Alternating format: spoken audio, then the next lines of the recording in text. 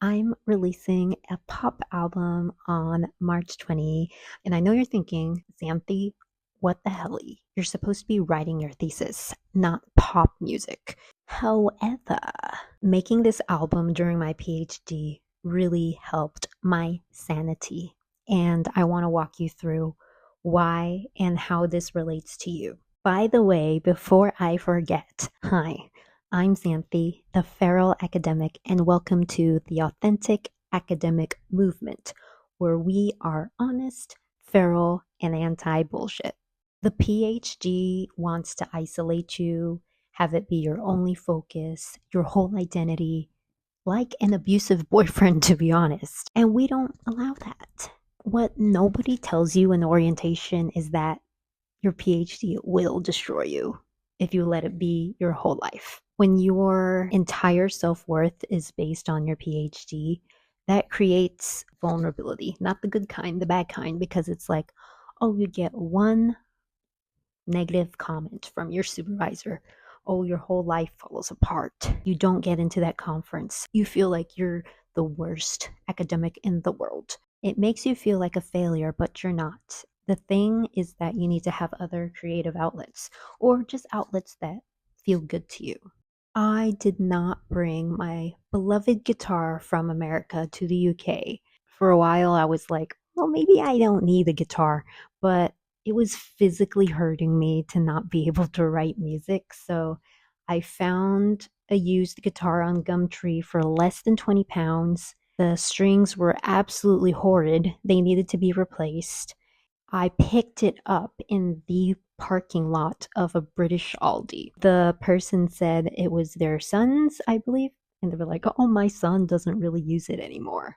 And it was dusty, but the color is so pretty. If you've seen any of my older videos where I'm playing and singing, that's the guitar. I recorded these vocals and guitar in my PhD office. It's not like, my PhD office is meant for singing at all. I had to wait until other students left the building. Very hidden. But I was doing vocals at one time when I think someone was still in the far area of the office because I heard them leave. They probably left because I was singing my heart out. It was like a really drawn out one, too. The building was closed already, so it's singing hours. Academic by day, pop star at night. Apparently a British pop star. And one time I had been there for so late working on my music that I had accidentally set off the fire alarm when I left, and security came. They were like, Who are you? Are you staff? and I was like, bitch, I'm the feral academic. No, I didn't say that. I just said, oh my days. I didn't mean to stay late. I didn't know there was a limit to creativity and knowledge. That's what I really wanted to say. I'm not going to go on too much of like a diversion here. It's really dumb for offices to have hours that only cater to people who are morning owls. Morning owls who are early birds. What about the night owls? When you're working on a side project, you might ask yourself, am I wasting my time though? I could be using these hours to be reading or literature review or writing or conferencing. Well, no, you're not wasting your time. You need to make space to do things that fulfill you. And I promise you, they will help you in your academic work. I have to admit that I did feel guilty at one point, especially at the beginning. I was talking to my friend about this. He said, well, you're procrastinating, yes, but this is called productive procrastination. And not everyone talks about how valuable productive procrastination is. I'm saying it like that because I don't want you guys who say that you're procrastinating is productive. Not all procrastination is productive, but not all productivity is procrastination. Definitely be real with yourself. And I say this too as a film academic. I say, well, I'm going to the cinema because it's productive procrastination. I would like to say it is. I actually was listening to an interview with my research. I researched youth and horror filmmakers, or youth who are horror filmmakers. In this interview, one of the people in it, an adult who's a horror filmmaker, she said, "Oh, it's so important if you're a filmmaker that you digest other mediums with, and specifically reading." She said it was so important. Reading, having a life outside, because it really does inform your writing style or the way you work, even if it's not directly or obviously connected. There was actually someone who I met recently, Dr. Winnie Liu, who I unfortunately was not able to attend her seminar or presentation, but she specifically talked about how films can inform writing. I believe it was creative writing. This is what we mean about thinking outside of the box. If you feel like you're not a creative, I hear this from people who are like, "Oh, I'm not good at creativity. I'm not an artist." I call bullshit. I believe that everyone is creative. It's just that there's this huge vulnerable thing when you say that you are. Every time someone says that, they'd be like, they know how to draw, or they know how to sing, or they know how to create sweaters. And they're like, but I'm not creative. It's like, girl, you literally are. But they have this idea that being an artist or being creative is Maya Deren or something like that. It's like, you created something in a unique way. You are a creative. We all know that creativity really exercises a different part of the brain. Go to a painting workshop, and if you want the one with wine, then go ahead. Go to art therapy. Go to a music workshop. Cooking is creative. Baking for so many things. You don't have to feel like you're an imposter to try them out.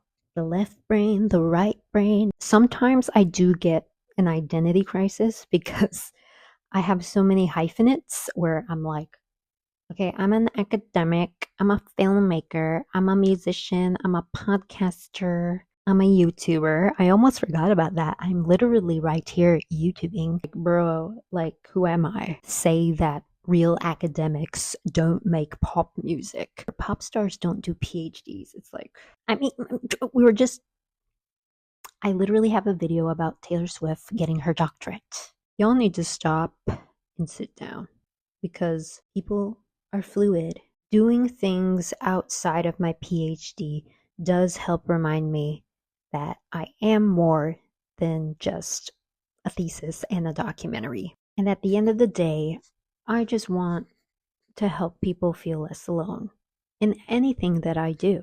All right, so what the heck is this album about? Is it about the PhD life? Is it called the PhD album? No, it's called Pillow Prints. It doesn't have like the track 5 called The Viva. Track 1, the student visa. Track 2, a supervision meeting. Hey, that actually might be an interesting album. I wonder if it's out there already. Is there a PhD specific album like that? Not exactly like that, but it's very relevant to my PhD because a lot of the experiences are like formed around being a PhD student and where I am now in life. I do have songs that are about choosing yourself when it's really hard to do that, loving something or someone when they don't love you back, wondering if you're wasting your time, heartbreak. Am I describing the academic PhD experience or my love life? It's both. Academic suffering is the same as heartbreak. Maybe you don't listen to music and you're like, I came here for feral academia. Well, my friend, it's because I have a message for you. 1, you're allowed to have a life out of your PhD, and you must. 2, your PhD is not your only identity. 3, creative work can help your academic work. 4, you don't have to choose between all of that. You can be multiple things. Music really helped me get through the PhD and also the worst year of my life. last year, but because I got to speak, I got to express myself on the things I was afraid to say. So I had to sing it. And there are days that I can't focus on my thesis and I just feel very frozen.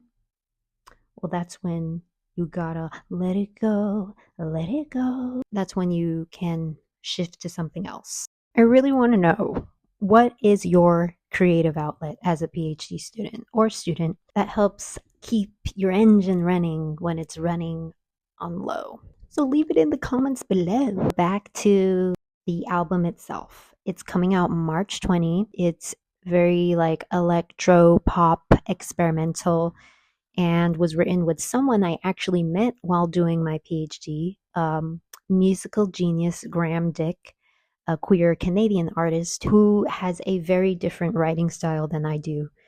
So us merged together has been so rewarding and fascinating. Really, two academics blending our minds together to see what kind of music we can create. I hope you will enjoy it. We already have our first 3 singles out, which are Feruza Balk, Digbith, and Pillow Prince. I will link it in the description below. You can listen to my Spotify there. If unconventional pop music is not your jam, nobody is going to force you, but I would just really like it if you did. Especially if you want a reminder every now and then that you're more than your PhD. You can listen to this and be like, a PhD student made this. Maybe I can make a pop album. Or it doesn't have to be pop, okay? You know, people always give a bad rap to pop music, but I love pop music. That's why it's pop music, because so many people enjoy it and there's like hooks and there's a formula, but it's a great formula. So I don't know why people are haters. This whole idea of a guilty pleasure. I don't know, I went like this, a guilty pleasure. There's no guilt involved here. I like pop music and I like it proudly. I need to scold you guys a little because gently scold you guys because I posted the gratitude app, a private little community where we could share what we were grateful for, and nobody joined me. So I'm going to put the link again with the code to join. It's called With Gratitude. Unfortunately, it's only available on iPhone. I emailed them a while ago to be like, are you going to put it on Android? And they just ignore me. Do believe that gratitude is severely important in every aspect of life, and especially in academia. I want people to become more comfortable with appreciating their wins and failures because, as we said in the other vlog, failure is a gift. Having a group of people who are just sharing their academic wins and failures and seeing the beauty in that. So please join if you really like a nice community. We're trying to create one here, unless I'm just going to be there all by my lonesome. Anyway, that's it for this video. Thank you so much for being here. If this resonated you, please like the video and subscribe. It genuinely helps me so much. So I can keep doing these videos and also figure out which content you guys prefer. I very much appreciate you. I hope to see you expand your hyphenates into other creative fields, just for your sanity, really. Thank you again. Have a beautiful morning, afternoon, or night. I am sending you love, hugs, and legal drugs. See you in the next video. Love you and